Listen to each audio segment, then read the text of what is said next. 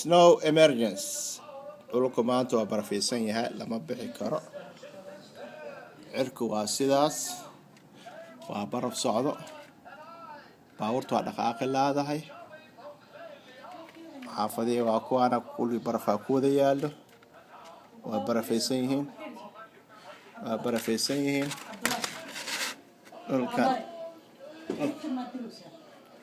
dhulkan baraf waay